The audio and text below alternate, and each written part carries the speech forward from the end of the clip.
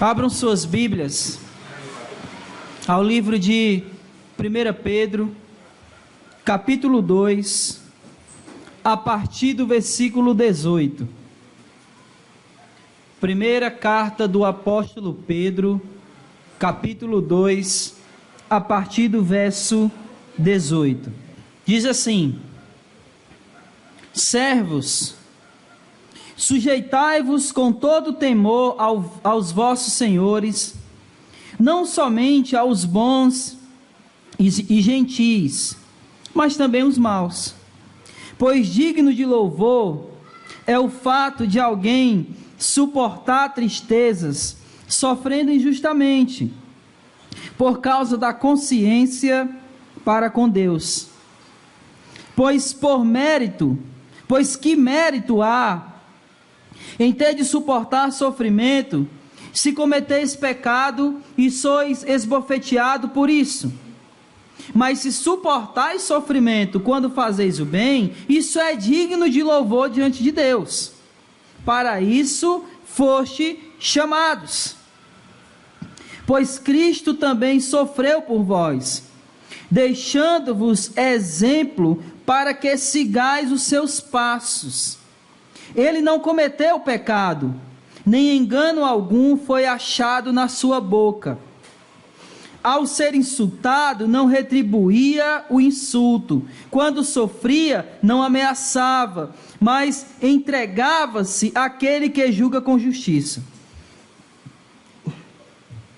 Ele mesmo levou os nossos pecados em seu corpo, sobre o madeiro, para que, mortos para os pecados, pudéssemos viver para a justiça. Pelas suas feridas fostes sarados. Porque viveis como ovelhas desgarradas, mas agora retornastes ao pastor e bispo da vossa alma. Amém? Vamos orar. Amado Deus e Pai bendito, mais uma vez nós oramos e falamos com o Senhor. E nesse momento nós gostaríamos de, mais uma vez, pedir, interceder pelos nossos corações. Orar para que o nosso coração esteja sendo preparado pelo Teu Santo Espírito para ouvir a Tua palavra, para receber a semente da boa e santa palavra do Senhor. E que ela faça morada, que ela venha germinar, como diz a parábola do semeador. Que ela germine, encontrando o nosso coração como um solo fértil para receber a Tua palavra. Então, meu Senhor, nesse momento nós oramos e pedimos e clamamos ao Senhor que abra os nossos olhos espirituais, que abra a nossa mente, o nosso entendimento acerca da Tua palavra, e que mais do que isso, que o Senhor nos dê humildade para nos submetermos à Tua palavra, porque a única autoridade é a Tua palavra. É por ela que vivemos, é por ela que nos movemos, é através dela que nós somos direcionados a viver uma vida santa e uma vida digna de servos que servem esse Deus que é santo. Então, Senhor, em nome de Jesus, abra a nossa mente, abra o nosso entendimento para a Tua palavra, prepara o nosso coração para receber a Tua palavra. É em nome de Jesus que nós oramos, te bendizemos e agradecemos. Amém, Senhor. Semana passada vocês ouviram acerca do procedimento dos cristãos em meio ao paganismo e também a submissão às autoridades. Então, basicamente, é isso que fala dos versículos 11 ao 17, que nós temos que ter um procedimento diferente daquele procedimento das pessoas que não servem ao Senhor, um procedimento diferente daqueles que são pagãos, daqueles que não servem ao Senhor. e nós temos que ter submissão às autoridades que foram constituídas. E é claro que quando a gente ouve esse tipo de coisa, muitas coisas vêm à nossa mente, né? Como se submeter a uma autoridade corrupta, e aí já vem à mente a figura dos nossos governantes, né? Então, como se submeter a esse tipo de pessoas? Só que a Bíblia, ela não está dizendo para a gente se submeter aos governantes se eles forem fiéis, se eles forem honestos. Nós temos que nos submeter àqueles que nos governam, independente de sua conduta ou não, sua conduta correta ou não. E por quê? Porque quem coloca as autoridades lá, toda autoridade é constituída por Deus. E aí levantaríamos aqui outra série de perguntas, né? Então quer dizer que Deus colocou esses políticos corruptos no poder? Será que foi Deus que colocou eles lá? Às vezes eu penso que sim. Porque a nossa nação, no geral, ela é corrupta. E Deus, Ele usa incrédulos para punir os seus. Disso eu não tenho dúvida. Um exemplo disso, e é claro que isso não faz parte da nossa meditação hoje, mas só para vocês terem uma ideia, um exemplo disso é Deus no Antigo Testamento usar povos pagãos para punir o povo de Israel, para punir o povo que havia caído em transgressão, que havia adorado outros deuses. Então Deus usa um povo estrangeiro, um povo pagão, para punir o seu povo que havia caído em transgressão. Então, baseado nessas coisas, eu não duvidaria que Deus usasse esse governo corrupto para punir uma igreja que tem se tornado corrupta. Não vamos muito longe, não precisamos ir muito longe para ver uma igreja que está totalmente fora dos padrões que Deus estabeleceu, em todos os sentidos, no sentido de santidade, no sentido de uma vivência, de uma convivência uns com os outros, no sentido de arrancar do povo, né, aqui os líderes, falando sobre os líderes, arrancar do povo até o último centavo, só faltando virar o membro de cabeça para baixo e sacudir para ver se cai as moedas do bolso. Então, nesse sentido, a igreja ela tem se corrompido.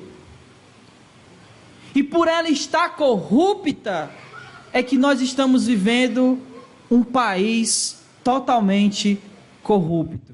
Então a igreja tem um país de acordo com a igreja que predomina aqui no nosso país. Infelizmente essa é a nossa realidade como povo de Deus. E ele vem falando nos versículos 11 ao 17, tanto desse proceder em meio aos pagãos, como dessa questão da obediência ou submissão às autoridades e os governantes. E aí ele chega no versículo 18, que é o texto da nossa meditação aqui, e ele vai começar a falar a respeito dos servos, a respeito daqueles que são, daqueles que eram escravos. Eu não sei se você sabe, mas a palavra no texto original, no texto grego, quando aparece na sua Bíblia aí, servo, né? Não está escrito aí, né? No início do versículo 18, está escrito como? Como é? Servo. Escravos, né? Pronto. A palavra lá seria doulos, que seria escravo. Porém, no nosso meio, na nossa sociedade, não existe nenhum tipo de escravidão, no nosso meio aqui que caracterize uma escravidão desses termos aqui. Porque quando a gente pensa em escravos, quando a gente pensa em escravidão, o que nos vem à mente? O que nos vem à mente quando a gente pensa em escravidão? O que nos vem à mente? Lei Áurea, Princesa Isabel. O que vem à mente quando a gente fala de escravidão? Vem a figura do negro, né? Alguns séculos atrás, que eram escravizados, que eram colocados em senzalas, que eram açoitados, que eram perversamente maltratados, chicoteados e tudo mais. Não é essa a visão que a gente tem de escravo? Só que essa visão, que esse tipo de escravo aqui, era um tipo de escravo totalmente diferente. Havia sim naquela época escravos maltratados, isso havia, isso é incontestável. Mas a maioria dos escravos, eles viviam não como escravos maltratados. Eles viviam como a figura de um mordomo. Então havia leis romanas que asseguravam o bem-estar do escravo. Então não há nada no nosso ambiente aqui, nem hoje, nem antigamente, que pudesse fazer com que a gente entendesse como era esse tipo de escravo aqui. Então, eu não sei quanto a você, mas você já conheceu alguém, ou até mesmo você, já foi morar de favor entre aspas, né, na casa de alguém? Tipo assim, você foi levado para trabalhar na casa de fulano. Já aconteceu isso com você? Pronto, isso é o mais próximo do que dessa figura do escravo aqui. É o mais próximo. Porque alguns escravos, nesse sentido aqui, eles até recebiam salário. E por algum tempo, depois de algum tempo de serviço, eles podiam comprar sua liberdade. Eles poderiam juntar dinheiro e comprar sua liberdade. Então preste atenção, esse tipo de escravidão que eu acabei de descrever, e a escravidão que a gente falou aqui, dos negros naquela época, é a mesma coisa? Não é. Só que a gente não tem como saber, porque a gente não tem como associar, não tem nada que a gente tenha vivido ou viva hoje, que seja igual àquela escravidão. Então Paulo está falando aqui para esse tipo de escravidão. Alguém que era uma espécie de mordomo, alguém que trabalhava, ele não tinha a sua liberdade, mas não necessariamente ele era maltratado, e muitas vezes recebia salário pelo seu trabalho executado. Então a figura do escravo, ela está muito mais parecida para nós, apesar de que não dá para fazer essa associação, mas ela está muito mais parecida com a figura do trabalhador. De alguém que trabalha, de alguém que tem que cumprir horários, é obrigado a cumprir horários, que recebe salário. E quando ele não está satisfeito com aquele trabalho, ele compra a sua liberdade, ele pede demissão. Então está muito mais parecido com isso. Então, baseado nisso, é que a gente vai meditar naquilo que Pedro está escrevendo aqui. Amém? Ficou claro isso? Então, quando a gente falar de escravo, não pense na figura, né, do escravo aqui no Brasil, tal. Não é aquela figura, não tem nada a ver. É um outro tipo de escravidão. Então, vamos ler o versículo de novo, por favor. Diz assim: servos ou escravos, sujeitai-vos com todo temor aos vossos senhores, não somente aos bons e gentis, mas também aos maus. Se nós estamos comparando a figura do servo, a figura do escravo, a um trabalhador da nossa época, significa que se o servo seria o trabalhador, o senhor seria quem? O patrão. Então vamos ter essas duas figuras em mente: o servo e o patrão. E aí Pedro está dizendo: sujeitai-vos com todo temor aos vossos senhores. Então o que é que Pedro está dizendo aqui? O que é que Pedro está falando aqui? Vamos lembrar também do motivo ou da motivação que Pedro teve para escrever essa carta. Lembra, ele está escrevendo para cristãos que possivelmente ou estavam sendo perseguidos ou iriam ser perseguidos, que eles tinham que suportar a perseguição, que eles tinham que manter a fé que eles tinham, apesar das tribulações, das perseguições e tudo mais. Então, ele está escrevendo a mesma coisa, só que agora para aqueles que eram escravos. E ele estava dizendo para esses escravos se sujeitarem aos seus senhores e temerem aos seus senhores. O que é isso? O que seria se sujeitar e o que seria temer aos seus senhores? Em alguns estudos, algumas traduções, elas dizem que esse temor seria melhor colocado no sentido de respeito. Respeito. Servos, respeitem os vossos senhores. E aí, irmãos, sendo bem prático aqui, como nós, como trabalhadores, respeitamos o nosso patrão? De que maneira a gente, como trabalhador, como empregado, como a figura desse escravo aqui, entre aspas, como é que nós iríamos nos submeter e respeitar o nosso patrão, o nosso Senhor? Quais seriam as nossas atitudes que fariam com que a gente demonstrasse respeito àqueles que nos empregam? O que seria? Quais seriam essas atitudes? O que vocês acham?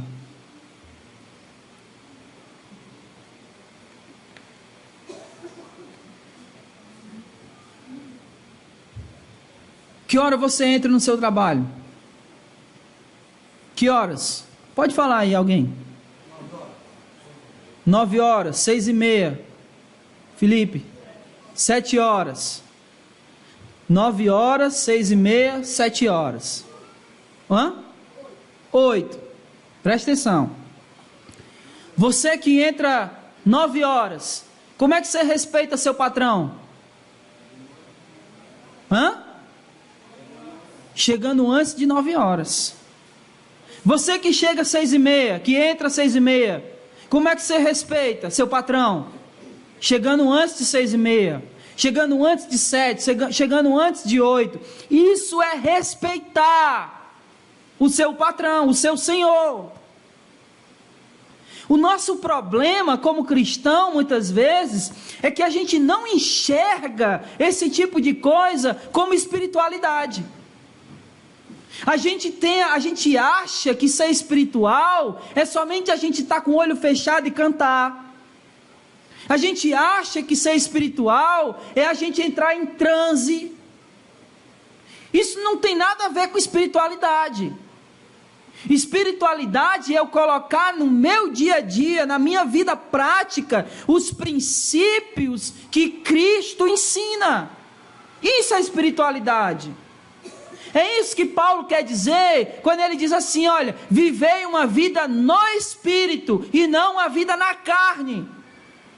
Se a gente levar isso como literal, me responda uma coisa: quem é aqui que não vive uma vida sem o Espírito? Quem é que vive uma vida sem o Espírito? Levanta a mão quem vive uma vida sem o Espírito. Ninguém, porque se o Espírito da gente sair da gente, o que é que acontece? A gente morre. Então como é que Paulo está dizendo, olha, viver uma vida no Espírito? É claro que todo mundo vive no Espírito.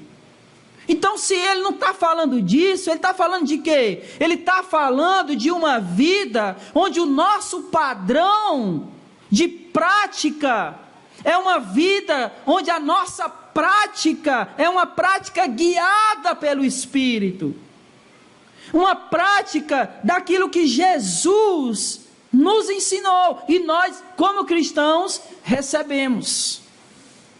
Vocês estão entendendo isso? Amém? Amém. E isso, irmãos, não só na igreja, que esse é o nosso principal defeito. Nós queremos viver essa vida no Espírito, essa prática daquilo que Cristo nos ensina, aqui no meio dos irmãos. E quando estamos lá fora, parece que tudo aquilo que a gente aprende aqui, esquece. E aí quando alguém nos maltrata, quando alguém faz alguma coisa contra nós, qual é a nossa atitude de primeira? Qual é? Revidar. E aí a gente acha que eu só devo dar a outra face, quando Jesus nos ensina para dar outra face, quando é com o irmão. Não, quando é com o irmão a gente releva. É nesse sentido que eu estou falando, que nós precisamos viver a nossa vida conforme o que Jesus nos ensina, em todas as áreas da vida. É muito comum a gente ser paciente com todo mundo, mas existem umas pessoas que a gente não consegue ser paciente de jeito nenhum. Com quem? Com quem? Com os nossos familiares. A gente é paciente com todo mundo, mas com filho, com esposa, com marido, com irmão, a gente tem dificuldade. Eu estou falando alguma bobagem? Esse é o nosso problema. É achar que esse tipo de coisa, que são coisas simples, que são coisas práticas, não são coisas espirituais. E Pedro está dizendo, olha, sujeitai-vos aos vossos senhores. Respeitem os seus patrões, porque isso é algo espiritual. Essa atitude de vocês vai demonstrar que vocês estão vivendo uma vida no Espírito, como disse Paulo. E o nosso problema é justamente esse, é achar que o nosso dia a dia não faz parte da nossa vida espiritual. O que faz parte da nossa vida espiritual? A gente vir para cá, cantar, orar, ouvir uma pregação. Olha, isso aqui tudo é espiritual. E aí quando a gente sai daqui, tudo que a gente faz fora daqui, a gente acha que não é espiritual.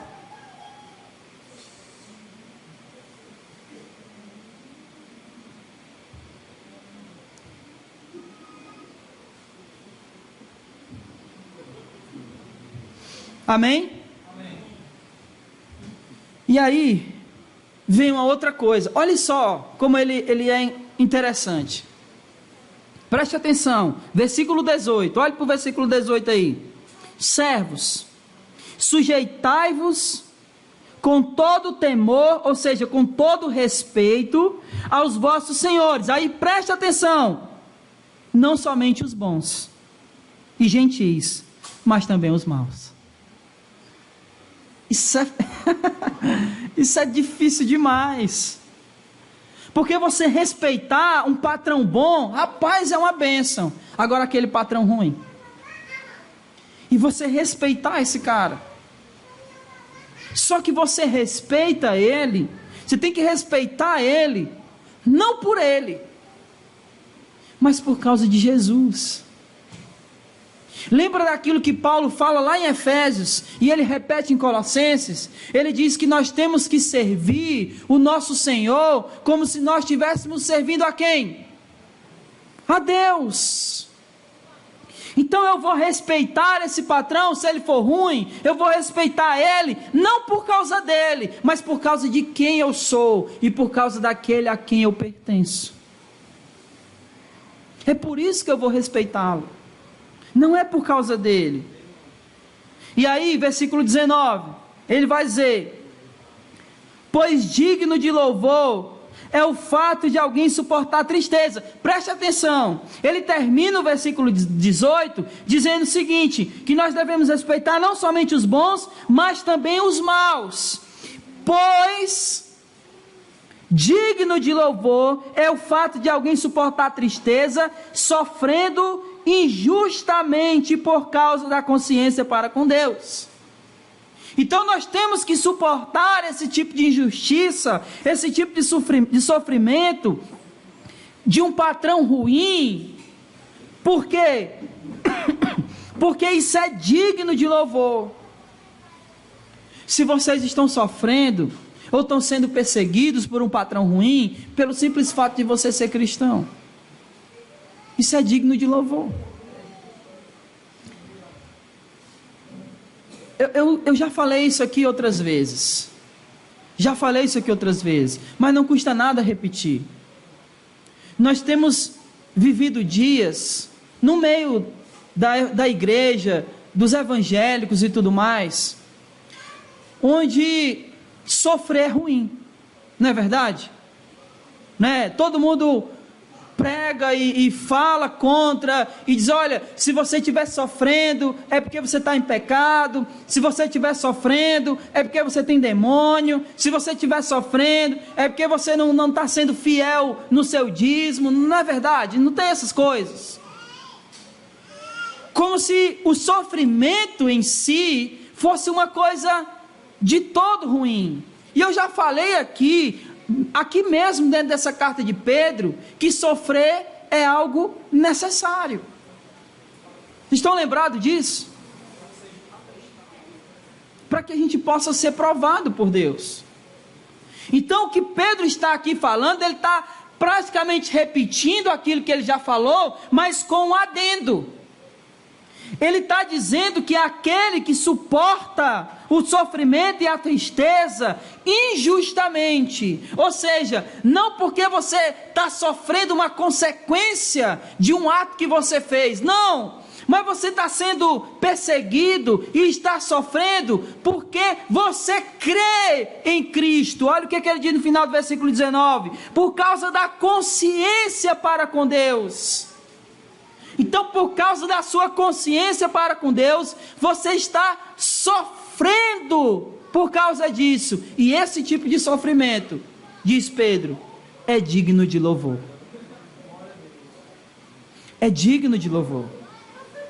Ontem eu assisti um filme, não sei se você já assistiu, um filme muito bom, chamado Até o Último Homem.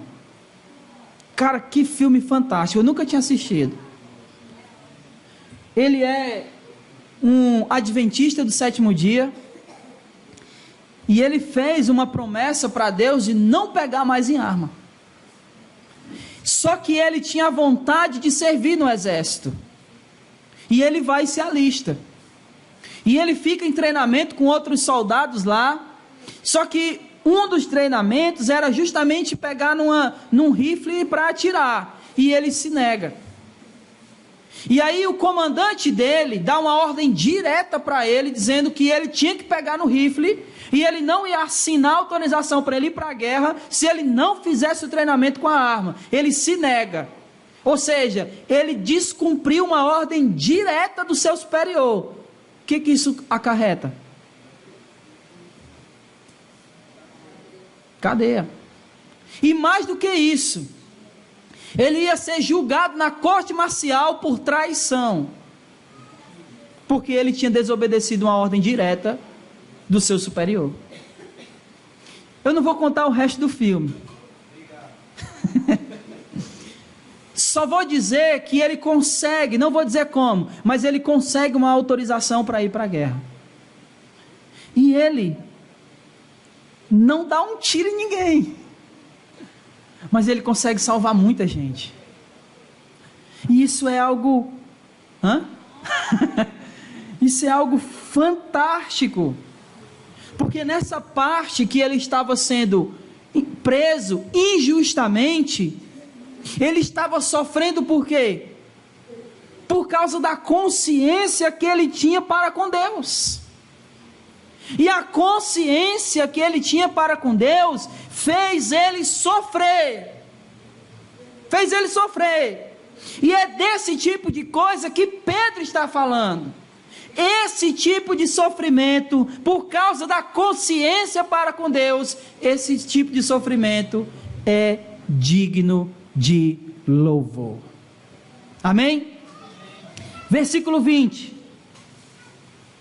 Pois que mérito há em ter suportado sofrimento, se cometes pecados e sois esbofeteado por isso? Ele está falando aqui de um outro tipo de sofrimento, né? Ele está dizendo, olha, é digno de louvor, versículo 18, aquele sofrimento que é injusto.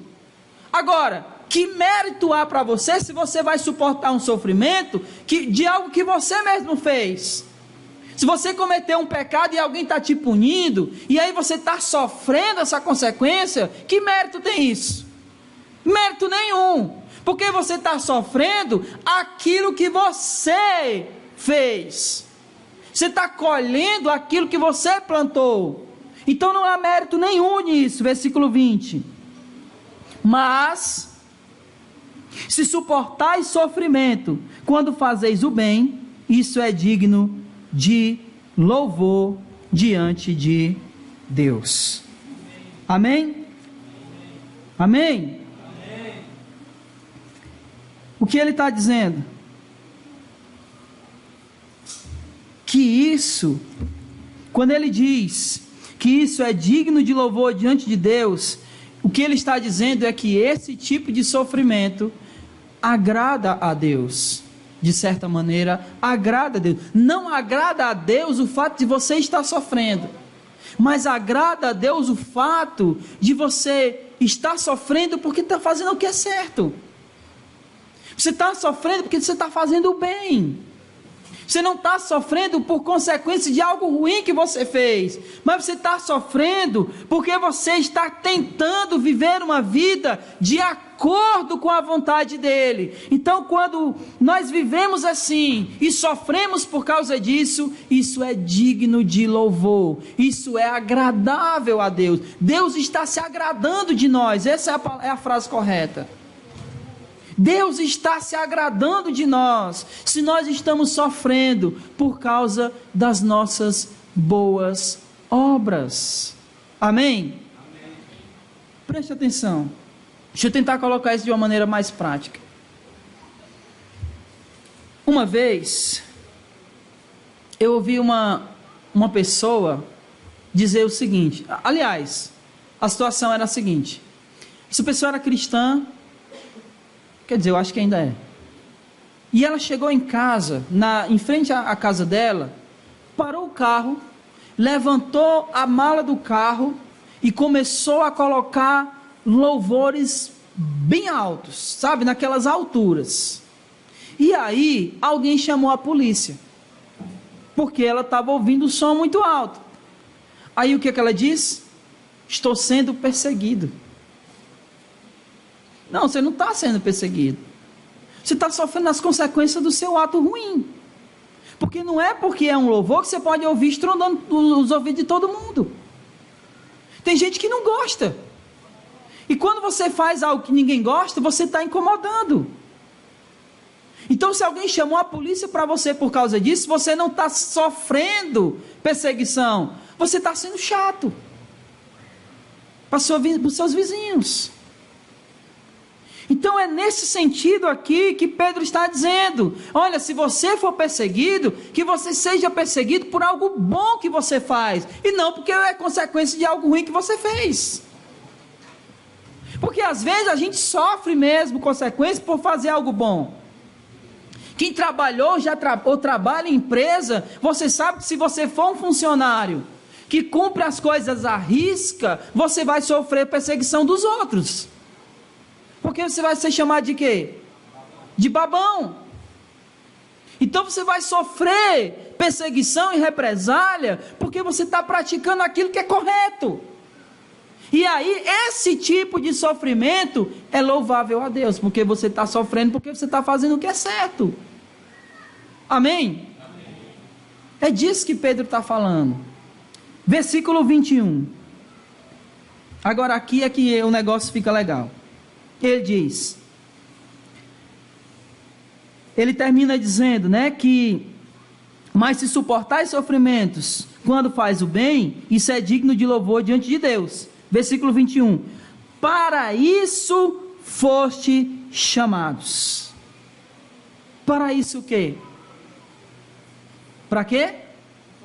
Para sofrer. Para isso fostes chamado, para sofrer perseguição quando vocês fazem o bem. O problema nosso é que a gente às vezes não enxerga esses detalhes nas Escrituras. E aí acha que quando a gente está sofrendo porque está fazendo bem, Deus se esqueceu de nós, estamos sendo injustiçados. Não, isso é natural.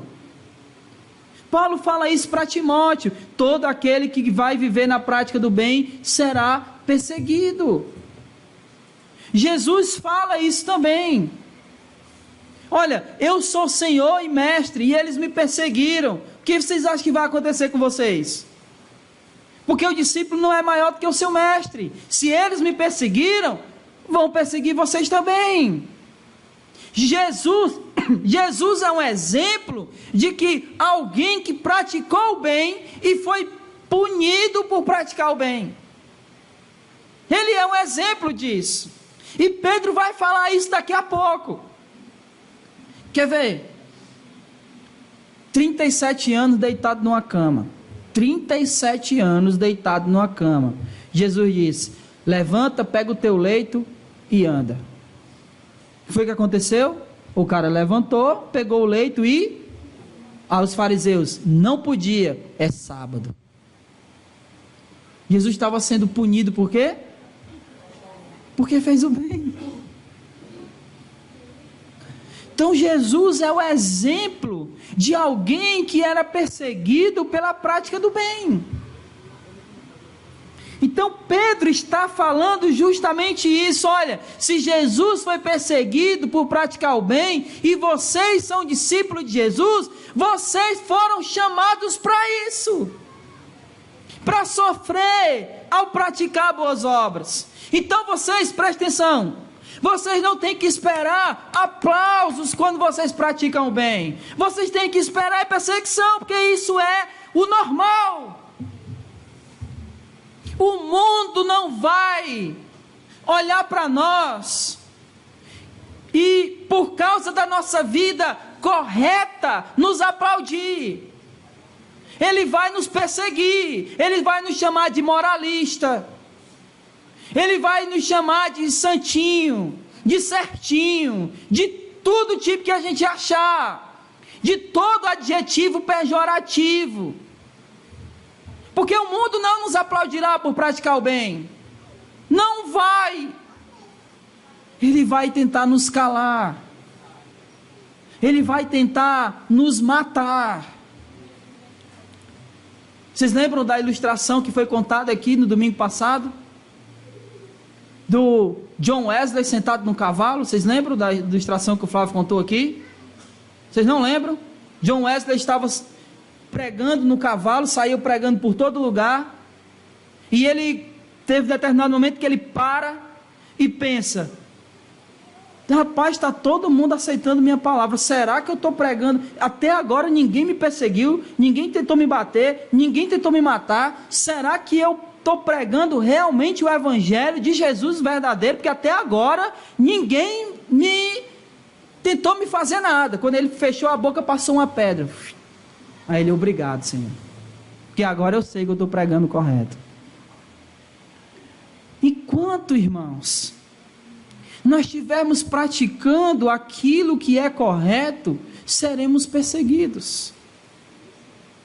Se nós estamos, preste atenção, convivendo com o mundo de tal maneira que as pessoas não agem com a gente como se a gente fosse diferente delas, alguma coisa errada conosco tem. Se nós estamos muito compactuados com o mundo, e as pessoas nos acham muito semelhantes a elas. Então a nossa vida cristã precisa de um upgrade urgente. Precisamos renovar a nossa vida cristã, voltar às práticas cristãs autênticas. É isso que a gente precisa parar para pensar. Porque os verdadeiros cristãos, eles vão ser perseguidos pelas suas práticas boas. E se a gente não tem sofrido perseguição, precisamos rever nossos conceitos cristãos. Eu li uma frase recentemente que dizia o seguinte, eu não lembro o autor, mas ele dizia o seguinte: o que nós iremos falar para Deus?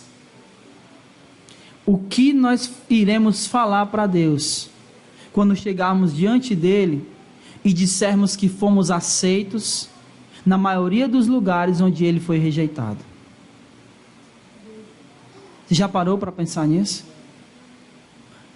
Que às vezes a gente é aceito em meios onde Cristo é rejeitado e nós somos aceitos. Se isso tem acontecido conosco, então nós precisamos rever a nossa vida cristã. Amém? Amém?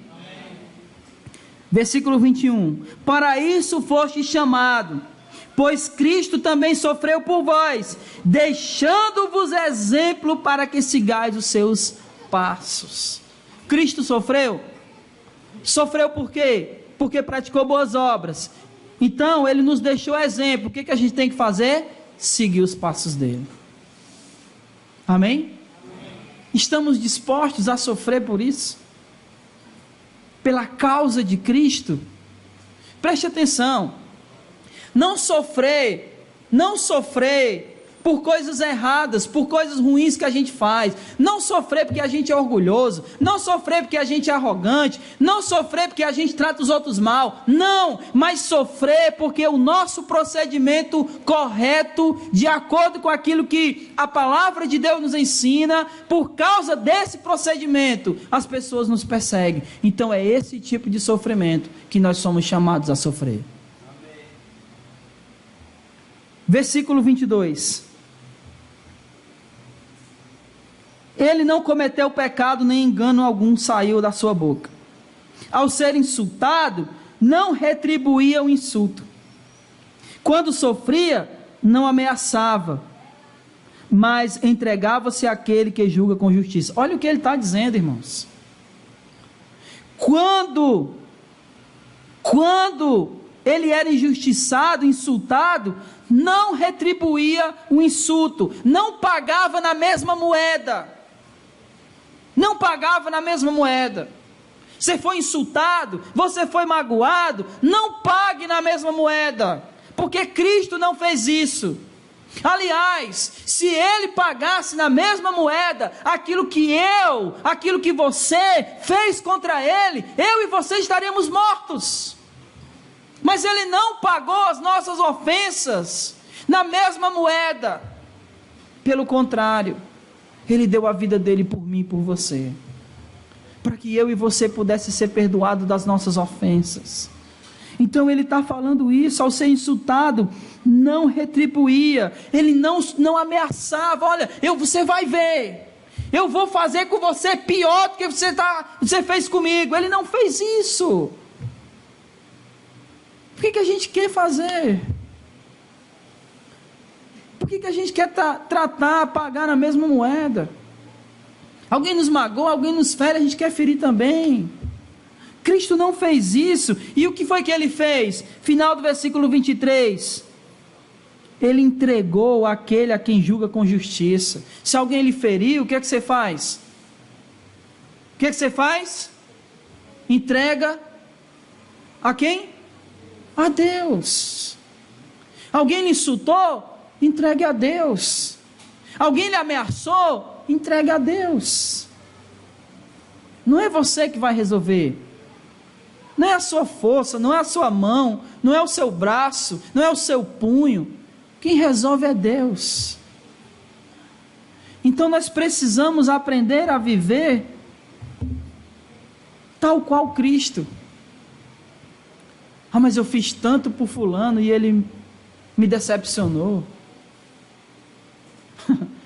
Se eu fosse contar para você quantas pessoas eu já ajudei e que me decepcionaram, talvez você chore. E o que eu fiz?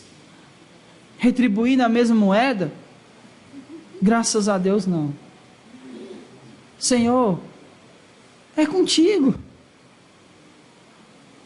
Se alguém está me enganando ou tentando me enganar, essa pessoa está enganando quem? Não é a Deus, ela está enganando a si mesmo. Porque ninguém engana Deus. Então as ofensas e os insultos referidos a nós, a gente não joga de volta. A gente diz: Senhor, entrego em tuas mãos. É contigo, não é comigo. Me fez lembrar quando Samuel, porque isso é muito interessante, irmãos. A gente acaba levando as coisas para o lado pessoal. Eu lembro quando o povo de Israel era governado por juízes. Só você ler o livro de Juízes. Foram alguns juízes aí, e o último deles é Samuel. E aí o povo olha para todas as nações ao seu redor, e todas as nações tinham o quê? Um rei. Aí o povo diz o seguinte: nós queremos um rei, porque todas as nações ao nosso redor têm rei, só a gente que não tem. Aí Samuel vai se queixar para Deus: Senhor, esse povo quer um rei. E aí Deus entendeu qual era a de Samuel, porque Samuel não estava triste pelo fato do povo querer um rei somente. Samuel estava triste porque ele era quem? Era o último juiz. Então o que é que ele se sentiu? Rejeitado. Se você olhar para a resposta de Deus, Deus vai dizer o seguinte: Samuel, não foi a ti que eles rejeitaram, foi a mim. Deus diz isso para ele, porque na verdade Samuel era o juiz daquele povo, mas quem reinava naquele povo era Deus. Quando o povo diz que quer um rei, então não é a Samuel que o povo está rejeitando, ele está rejeitando a Deus. Se você é insultado, se você é maltratado, porque você está praticando a vida cristã, então o que está sendo rejeitado e insultado não é você, é quem? É Cristo. É só você lembrar de Atos capítulo 9. Paulo pegou cartas e saiu perseguindo cristãos, então adoidado, e estava indo para Damasco, perseguiu os cristãos. Jesus aparece para Saulo, e aí diz: Saulo, Saulo, por que tu está perseguindo a igreja? Foi assim que ele disse? Porque me persegues. Então a ofensa, se você está sendo perseguido e ofendido, porque você é um cristão, a ofensa é contra Cristo, não é contra você. Por isso que você precisa entregar a Ele, nas mãos dEle. Quando alguém lhe fere, está ferindo o corpo de Cristo. Quando alguém lhe magoa, está magoando o corpo de Cristo. Quando alguém lhe insulta, está insultando o corpo de Cristo. Então é a Cristo que ele está insultando. Por isso, você não deve retribuir. Você deve entregar a quem é de direito. Amém? É a Ele. O insulto não foi ao corpo dele. Então diga: Senhor, é contigo, entrega em tuas mãos. É isso que ele está falando aí, irmãos, no versículo 23, ao ser insultado não retribuiu o insulto, quando sofria não ameaçava, mas entregava-se àquele que julga com justiça. Versículo 24, ele mesmo levou nossos pecados em seu corpo, sobre o madeiro, para que, mortos para os pecados, pudéssemos viver para a justiça, pelas suas feridas fostes sarados. Ele mesmo sofreu. Eu já falei isso aqui. Jesus é aquele que sofreu porque praticou o bem. Ele é aquele que, por causa das suas boas obras, foi levado ao madeiro. Então a gente não deve ficar se queixando, porque a gente está sofrendo por praticar o que é bom. E lembre-se que esse contexto é o contexto de quem? Ele começou falando de quem? Começou falando de quem? Já esqueceram? Dos escravos, dos servos, dos empregados. Então isso aqui está tudo dentro desse contexto. Se você sofre perseguição lá no seu trabalho, não porque você cometeu uma coisa errada, porque se você estiver sofrendo por isso, aí você merece, mas porque você é cristão, mas porque você faz o que é correto. Se dentro desse ambiente você está sofrendo perseguição, lembre-se, Deus está se agradando de você. Deus é louvado através da sua atitude. E a quem que a gente deve respeitar? O patrão bom? Sim, mas só o bom? O ruim também. Então nós temos que aprender a viver a nossa vida cristã, honrar, respeitar o patrão bom e o patrão ruim. E se nós somos perseguidos por fazer coisas boas, Deus é louvado por isso, Deus é glorificado por causa disso, porque Cristo foi perseguido e foi para a cruz porque praticava coisas boas. Imagine nós, se aconteceu isso com ele, quanto mais com Cristo. E aí ele vai terminar o versículo 25 dizendo: porque vivieis como ovelhas desgarradas, mas agora vocês retornastes ao pastor e bispo da vossa alma. Ele está dizendo, por que vocês têm que viver assim? Por que vocês têm que suportar o sofrimento? Por que vocês têm que honrar, que respeitar o patrão, seja ele bom ou ruim? Por que vocês têm que suportar a injustiça? Por quê? Porque agora vocês têm um pastor e um bispo. Porque antes vocês eram desgarrados, eram como ovelhas desgarradas, mas agora não. Agora vocês têm um pastor, olha só, vocês têm um pastor, e o que é que significa? Vocês têm alguém que guia os passos de vocês. Quando ele diz assim, ó, antes vocês viviam como ovelha desgarrada. Como é que essas ovelhas desgarradas vivem? Elas seguem um caminho? Seguem um caminho? Não, ela está desgarrada, ela vai para onde ela quer. Mas agora vocês têm um pastor, vocês têm alguém que mostra o caminho, alguém que guia os passos de vocês. E se tem alguém que guia os passos de vocês, vocês não vivem mais do jeito que vocês querem. Há um padrão para viver, há uma maneira correta de viver. Por isso que agora vocês tendo um pastor, vocês não mais vão viver desrespeitosos aos patrões, vocês vão respeitar.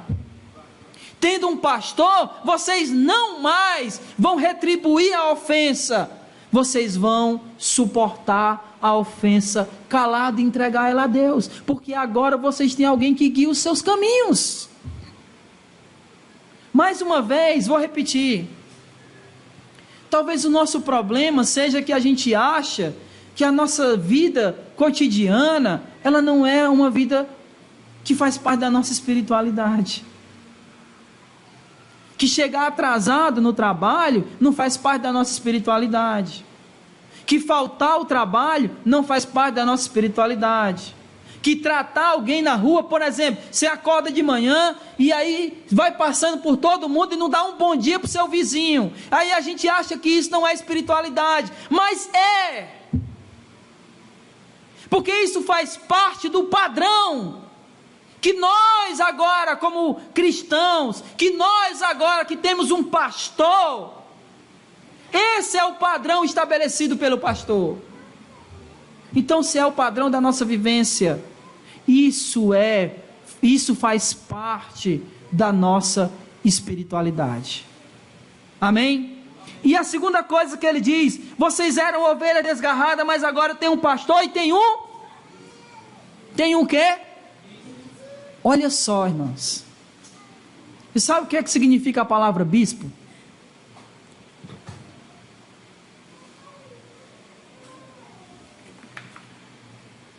Olha só. Vocês têm um pastor, alguém que guia, que direciona vocês, e vocês têm um bispo. E sabe qual é o papel do bispo? Sabe qual é o significado da palavra bispo? Supervisor. Esse é o significado da palavra bispo. Vocês têm um pastor que guia os passos e o caminho de vocês, e vocês têm um supervisor, alguém que está observando os passos de vocês. E é justamente porque ele é o nosso bispo e pastor que a gente precisa viver uma vida espiritual. Nos mínimos detalhes, na maneira como a gente trata, o nosso patrão, na maneira como a gente recebe e suporta insultos, na maneira como a gente pensa em Deus, na maneira como a gente recebe, suporta toda a aflição, perseguição e sofrimento e direciona a Deus. A gente tem que fazer isso porque a gente tem um padrão, a gente tem um pastor e a gente tem um supervisor que está olhando os nossos passos, os nossos procedimentos. É muito interessante, né? Que geralmente quando a gente está para fazer uma coisa errada, e a gente sabe que é errado, a gente faz assim, né? Ó. Não é? Eu sei que é errado, então eu olho para ver se não tem ninguém me vendo. E aí, quando eu me certifico que não tem ninguém me vendo, eu faço. Mas o nosso supervisor, que é Cristo, a gente não vai ver assim. É assim. E esse não para de ver. O nosso proceder, ele precisa ser constante, sabe por quê? Porque Cristo nunca para de olhar para nós. Por isso que, repetindo o texto, servos, sujeitai-vos com todo temor aos vossos senhores, porque Cristo é o vosso pastor e supervisor. Digno de louvor é alguém que suporta os sofrimentos, porque Cristo é o nosso pastor e supervisor.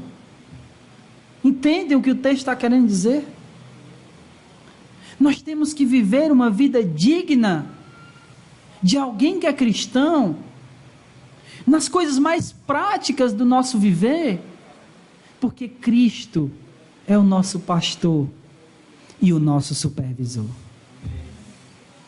Amém, irmãos?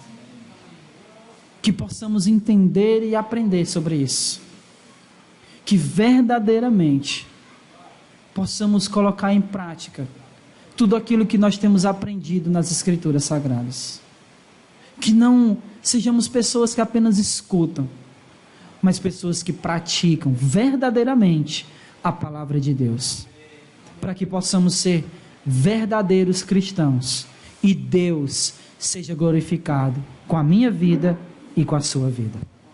Amém? Vamos ficar de pé e vamos orar.